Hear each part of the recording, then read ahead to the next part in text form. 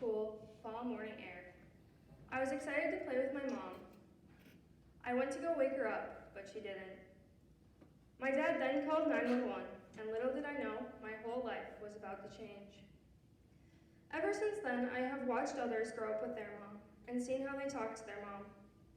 I have learned the differences between having one and not. I have overcame many struggles and learned many different things. It's hard for me when I see others out shopping or going out to eat with their mom. It's worse when I see people eating out as a family.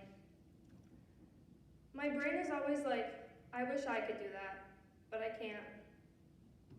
I always see the moms at sporting events as well. They're always on the sidelines cheering on their kids. I, however, don't have that. I've also noticed that moms are always the ones telling you, go shower, go clean your room, or even something like, go brush your hair. As you can see, nobody told me to go brush my hair when I was little. And I have never heard my dad say any of that to me.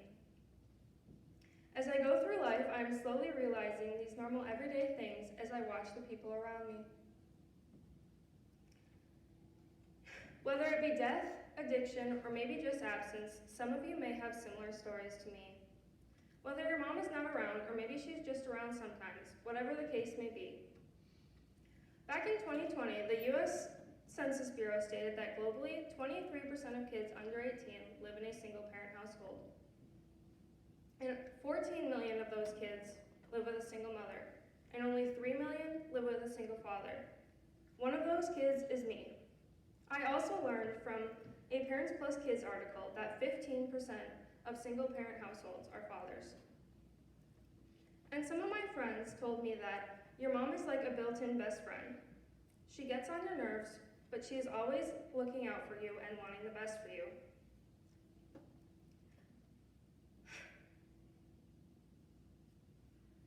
Some people say it's just normal to have their mom around because they don't know what it's like to not have one around. But over the years, I have learned many important things. One of the most important things I have learned is that there's several people around me that want to see me succeed in life, whether that's my family, my friends, my teachers, or even my coworkers. From my understanding, mothers are gentle, caring, and understanding. For the short time I had a mom, I know that I was the highlight of her life and she would have done anything for me. Whether you have a problem in school or out of school, or maybe it's just a mental thing that you need to talk, your mom's always the one to help you put the puzzle back together if it falls apart. Just last year, the Center for Translational Neuroscience at the University of Oregon stated that kids in single-family households have higher stress levels and anxiety levels than other kids. Tremendously, I have learned to value the family I do have in my life. She is always in my heart and will always be remembered.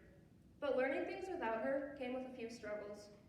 And as a 7-year-old girl, there's just a couple things I couldn't understand, such as where she was going and why she had to go there.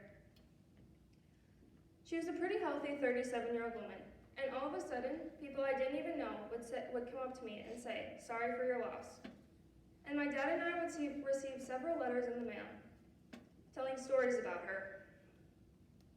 And as I have no siblings, and it's just me and my dad, I don't really have a woman figure in my life.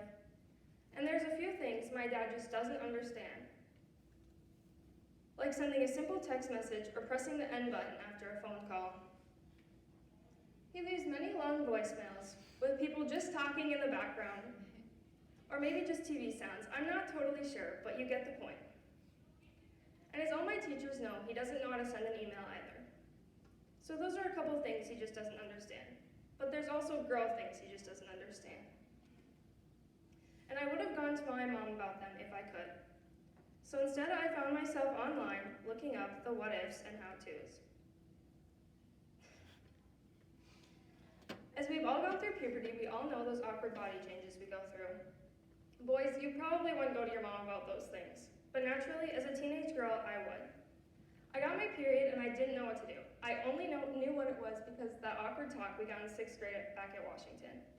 And I wasn't about to tell my dad. So I called Josie Klein. She really saved me that day. I was super scared and I was actually shaking. But as you have learned today, I have overcame many struggles, some bigger than others, and I have learned the differences between growing up with a mom and not. It has taught me lots, but I know that there is many good people out there that are willing to help you, like your friends and family. But in spite of it all, you should learn to cherish the loved ones around you. They disappear in the blink of an eye.